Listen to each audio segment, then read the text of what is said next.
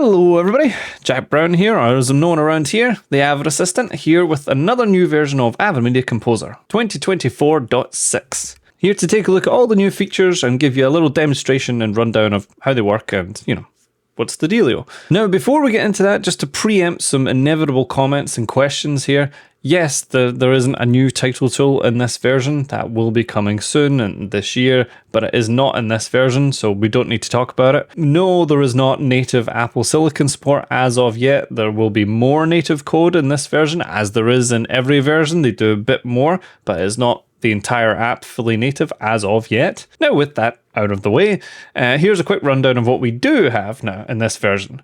So we have full compatibility with the latest operating systems, including up to macOS Sonoma 14.5.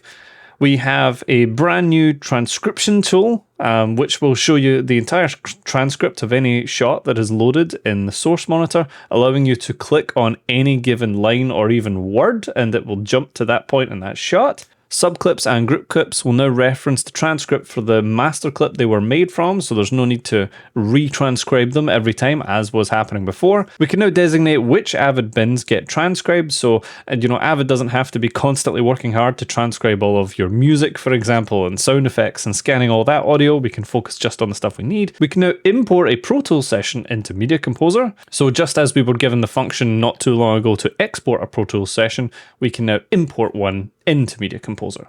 So that's quite neat. We have expanded markers, colors, and input fields. And this is mostly to bring it in line with ProTools, since we'll be passing sessions back and forth between the two applications now. So we'll now have twice as many colors. We can do subframe automation for volume, pan, and controls. So for keyframing volume on audio on the track, we can do this at a subframe level now. And the public preview of OpenTimeline I/O has also been expanded. But I will note that this is still kind of a public preview. It's not ready to be the new dominant way that you do turnovers just quite yet. And so there is your overview of everything that is new in this version of Media Composer. There will be chapter markers along this video as we go if you want to jump to a demo or a discussion of any of the one particular features. And lastly, before we get started, I will just strongly recommend to anyone installing this version to uninstall the old one first, install this version, and create a new user profile with new fresh settings. And don't forget, you can import your keyboard from the old user profile and settings. I've shown how to do this in multiple videos, and I'll have some of those linked below, but this will just help greatly with preventing buggy behavior and any issues that you might have with your Avid. But I think that's enough preamble. Let's crack on and take a look at the features.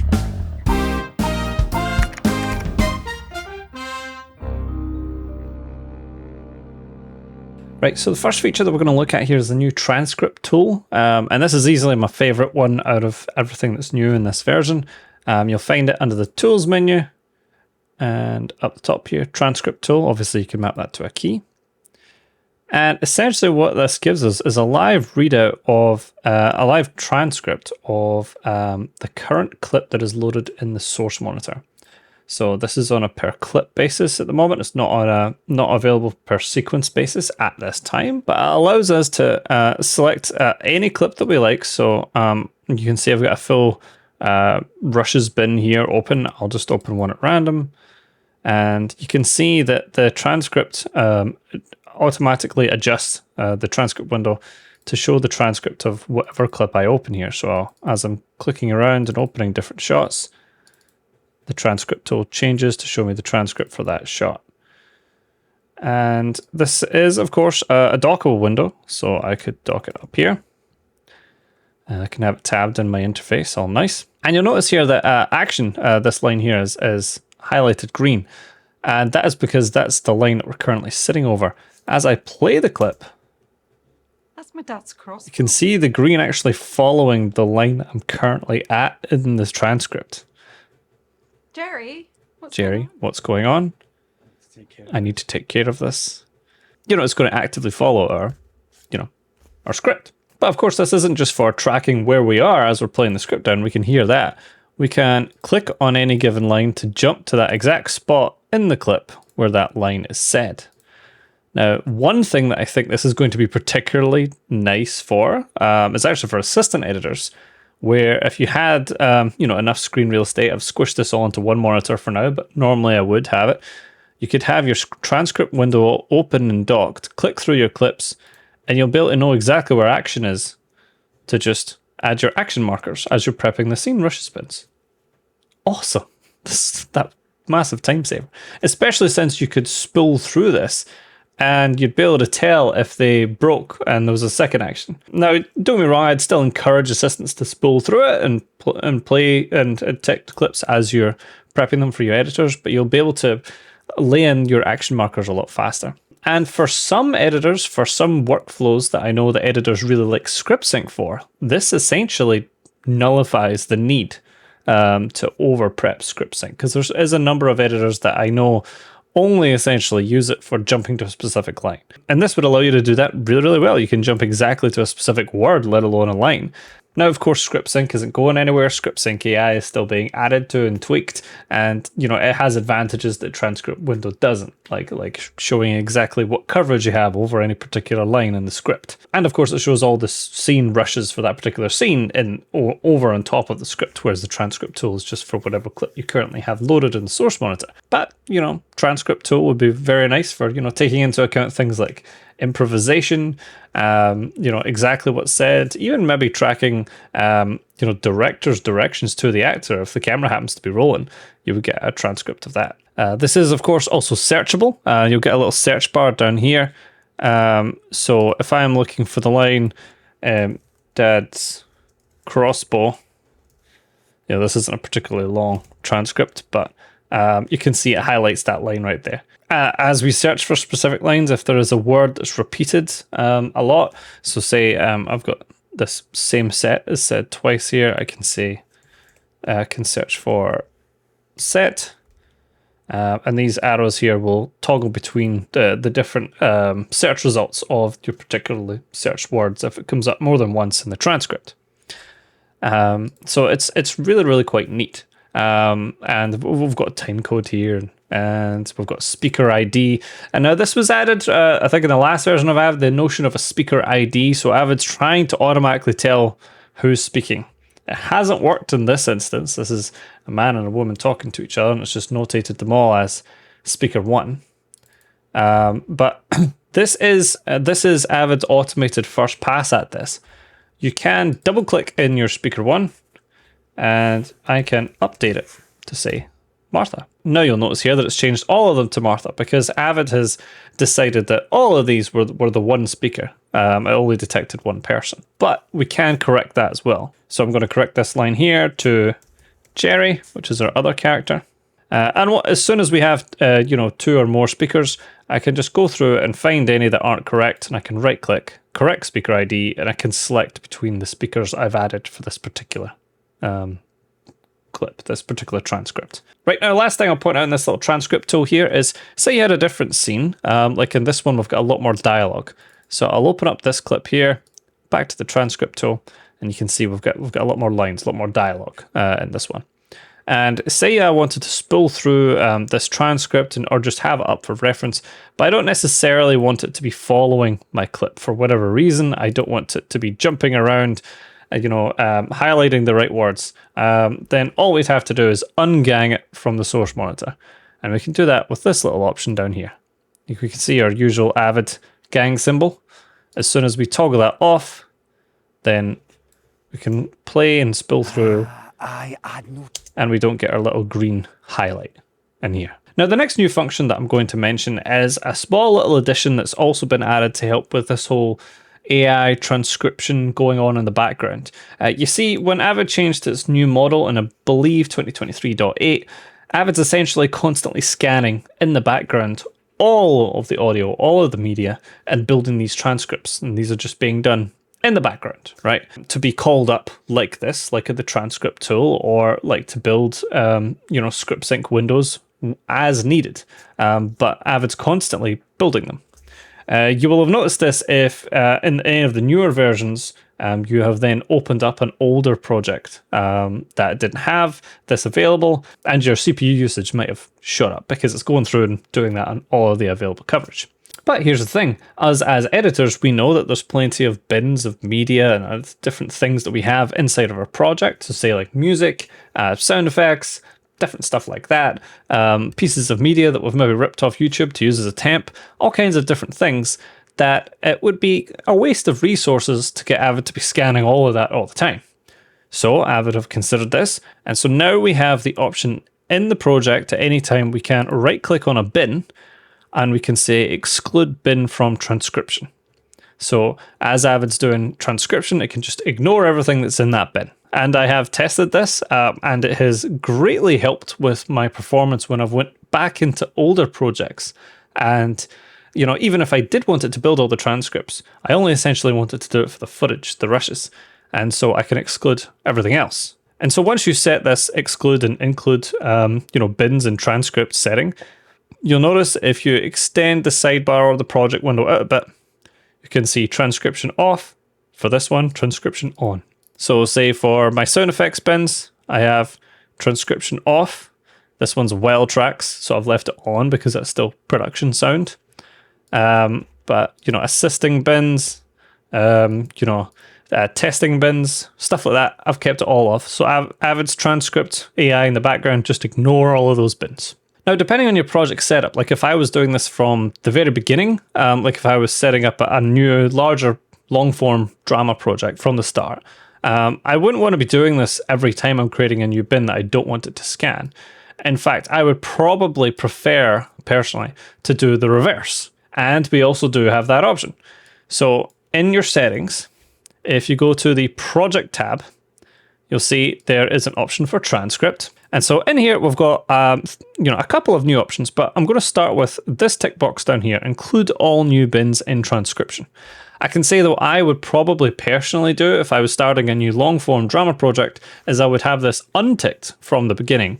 And then as I was creating my bins, if there's a bin I want it to transcribe, then I would right-click in the sidebar or in the project window and say include this bin in transcription. So for all of my source picture and sound bins, I would do that. But for everything else, I would just leave it by default as it is and keep it off. And that way, any additional bins that the editor might create or other members of the editorial team might make don't need to be automatically transcribed and don't need to worry about Avid, thinking about them and wasting CPU resources on it. So we don't have that option, but you'll notice while we're here in this window, right above, this option is new as well. So for how Avid handles subclips and groups, previously, Avid would transcribe the subclip or group, so it would be a new transcription that would be made. And these would be temporary. Transcriptions for master clips were always kept, whereas transcripts for group clips and subclips were temporary and they were created as needed. But when you think about it, this is essentially creating a lot of double up work, especially for the vast majority of scripted workflow scenarios. If you've made a group clip or a synced subclip, these are going to be made from master clips, and a common thread throughout them will be the sound. So they can just use the transcript you've already made for that source sound clip. So I have this set to use master clip transcript. So this way it's always going to use the transcript that it's already made when you had initially ingested, say, the sound, and it's going to save, time, and Media Composer doesn't have to, retranscribe any clips. Now you can set this to ask on a case-by-case basis and transcribe separately for subclips or groups. One reason why you might potentially want to do this is, say, if you're in your transcript window and I edit this transcript, since you can jump in and you can, edit the transcript like speaker IDs and things like that.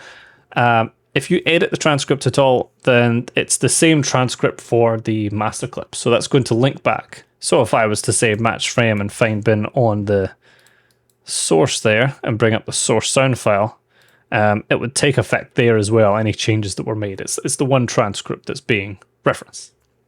So that's the only thing to know. For all the workflows that I think I would be doing in scripted, I wouldn't foresee that being a problem. And I think using the existing transcripts will overall save you time. But all in all, where things stand at the moment, obviously there's always ways you could improve, but I'm very, very happy with the transcribing functions that have been added to Media Composer thus far. Right, now moving on from transcription, the next new tool that I wanted to demo here is subframe automation with volume and panning. So we know that on our timeline, if we enable in the track control panel volume or panning, we get the option to add keyframes. So we can keyframe these actions like so, adding keyframes. I can keyframe my sound, lowering down in volume, just like that, right? But unlike in some other applications, these keyframes will be on a frame-by-frame basis. We haven't had the ability to do ultra-specific keyframing at the subframe level. Well, now we do. So to do this, I'm just going to zoom in to make this clearer so we can see that these two lines here, this is my playhead, and the left line here is the start of the frame, and the right line is the end of the frame. If I hold down Shift, Option, and Command, then you can see my cursor changes here from the red segment tool to a little hand. You can see the little hand there. And so now if I click anywhere in here, I can add a whole bunch of keyframes inside of that frame. And then externally as well. And so once they're added, you can let go of all of those modifiers that you have to add. And then you can click and drag them up and down and keyframe up and down as you like. Happy days. Not something I would generally be looking to do a lot, but you have the option. Right, now the next couple of features we're going to discuss revolve around tighter integration between Media Composer and ProTools. And just like how recently we were given the ability to export a ProTools session out of Media Composer, which has been enhanced in a few versions since then, we now have the ability to import a ProTools session into Media Composer. Now, I can't quite test this for you just here because I don't have a ProTools session on me, and I have tried exporting a ProTools session out of Media Composer and then importing it back in, but it was unsuccessful. It did come in, Avid wouldn't accept it. So the best I can do is I can show you the README page, and we'll go through some of the notes that Avid have made here. So first off, these can be imported or they can be linked. And the main difference between these, just like with all media, is how the media will be handled. So if you were to import a ProTools session, then new media will be created and put in the Avid Media Files folder. Avid will contain it and manage all that media.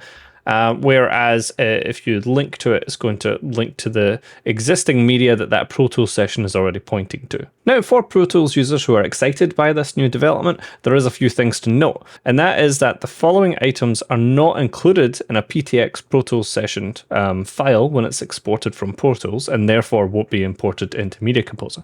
And that is video tracks, any basic folders, MIDI tracks, unless recorded through an instrument or another track, VCA tracks, although their automation can be coalesced, master faders, although they will affect any related bus when rendered, so the live effect might not come through, but if you had rendered your media on the way out when you're exporting the ProTools session, that can come through, and markers, unless they're directly part of the render.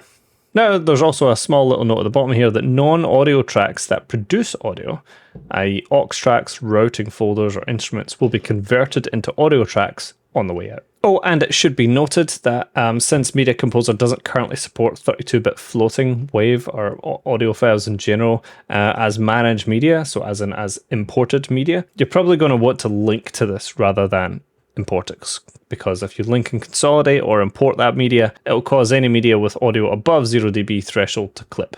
So just FYI. But continuing on the interoperability between ProTools and Media Composer, as a result of this and making importing ProTools sessions a bit more friendly, we're also getting much more expanded marker options in Avid. So we're going to have twice the amount of markers, like color choices for our markers. And not just that, we're going to get some additional fields in our markers as well. So you'll see that we'll now have each marker will have a marker name, and the user tab in the marker, which is usually filled in from user profile, can also potentially be edited as well. So we'll have these additional fields which we can edit, as well as twice the amount of color options for our markers. So it's great. Now, the only thing to be aware of here for this one is that if you're going back and forth between this version of Media Composer and a previous one where those markers aren't present, there's a couple of things to be aware of. So this is a demonstration of how these markers will be mapped to the old system if you're opening this project between the two versions of Media Composer, or if you export an XML of your markers out and import it into an older version. This is how it will go. Purple and violet will be mapped to blue, pink and magenta will be mapped to magenta, red and orange will be mapped to red. You'll see each pair of colors going down the list here will be mapped to one color in the old system. It should be noted though that if you're exporting markers out and you want all this to always be respected, definitely export out an XML. Because if you export your markers out as a .txt file and you import it into a previous generation, all of the expanded markers, as in all of the colors that aren't in the older versions, will just default to one single color. So your color coding might not come across. But if I tab back to my Media Composer for a second, and I'll launch the command palette, go to markers, you can see we've now got a lot more options. We've got orange and gold, denim, forest, a whole bunch of different options that I believe are already present in ProTools. So it's about that interoperability so we can send files back and forth. We now have all of the exact same options within Media Composer. So I could definitely see this being very useful in editorial and VFX workflows, being able to have more color-coded categories for our markers beyond the original 8. We now go to 16. Right, now our last feature that we'll mention here is an expansion of the public preview of Open Timeline I/O, or OTIO. Now, what this is, for anyone who isn't familiar, is essentially a new open source format. So you've got Blackmagic and Avid and Adobe, different companies coming together to try and create a new format for things like online turnovers and VFX workflows that can be more interoperable, more friendly between the different systems. Because it's open source and it's not proprietary to one or the other or supports one system over the other. So this is called Open Timeline I/O. It was initially brought into Avid as an export format in the previous version, I believe, for Windows only. And so it's now been expanded a little and it's been added to the Mac. So I'm able to demonstrate it here. So I've got a sequence open here. And, and this is a sequence that was ready to go to online anyway. So I can go Tools, List Tool, which is where I would potentially make my, EDLs if I was going to send to online. But under Output Format, we now have the option, should be right down the bottom, for OTIO. Now you will get this little pop-up telling you that this is a preview feature. Some clips and sequences may not parse exactly right in the Open Timeline I/O format, and if it doesn't parse exactly right, then it won't populate the right content that it needs to fill the file. So I'm going to try and give it as much basic information as I can. So just V1, and I'll try and preview. Now I believe at this time, the only information that Avid's OTIO files will hold is the most basic effects, like a dissolve. This is what is noted in the README file. Only the most basic effects, such as a dissolve, will be included. So this is something that I wouldn't say is perfectly correct. Yeah, it's unable to create the OTIO content because I've got 3D warps and different kinds of effects and stuff on there. So let me grab a more simple timeline and we'll try this again. A wee minute later. Right, so here we are. I've just subclipped out a section from that timeline, and this was a section with no effects on the timeline. You can see here there's no effect icons. There is flame flex because this was above 1080p, but other than that, there's no effects here on the timeline, and it's only video clips as well. So I'll try and run that OTIO again. So I'll hit load, preview. And this is what we get. So it has created the OTIO file. So just like with an EDL, I can hit save list and save this file somewhere and then send it off. Contained within this, jumble of text and information is a representation of my timeline and what's on the timeline. So similar to an EDL, but in the future, as this format is developed and added to, it should be able to hold a lot more information. We should be able to turn over to online one day, eventually, once this is ready, into Resolve or maybe even Premiere or other NLEs for moving timelines between different platforms, OpenTimeline IO will eventually become the go-to format for that. As it currently stands, this is its very first iteration in Avid, and all we can do is clips and dissolves. So it's basic timing and dissolve. So I wouldn't say it's ready for any mass use yet, but just so that you know, if you want to run any tests in your facility, that option is now there on the Mac. Hey everyone, so as I was editing the video together, I decided that something I really should have done while I was doing the record was do a test of the OpenTimeline IO as it currently exists by trying to bring it into a different NLE. And so that scene that I was just showing, that little very simplified short sequence where I showed the OpenTimeline IO come up, this is what it looked like after I brought it into Resolve. I didn't have much luck getting it to link to the same media, and it's still naming the clips as per the subclips on the timeline, as opposed to linking back to the source camera files.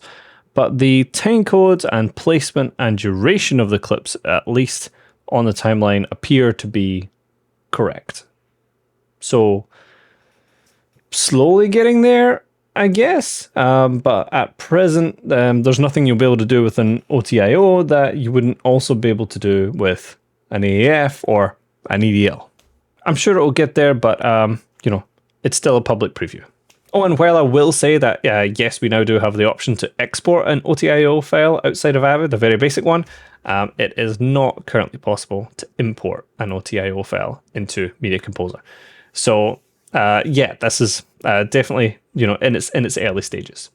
Now, as always, for new releases of Media Composer and all software really, along with our slate of new features, we also get a slate of bug fixes. So if there has been anything that has been plaguing your system that you've been a bit annoyed about, you can check here in the README or What's New document that comes along with the new version to take a look and check, if your particular bug has been squashed. There is about 2.5 pages worth in this release of bugs that have been fixed, as well as known bugs and limitations, as well as known workarounds for said bugs that are noted here as well. You'll also see in this document all the tech specs and things like that. I mentioned in a recent video that Avid recommends a minimum of 16 gigabytes for RAM, but 32 gig recommended, though for a number of their features they do specify maybe more than that if you're doing for certain things.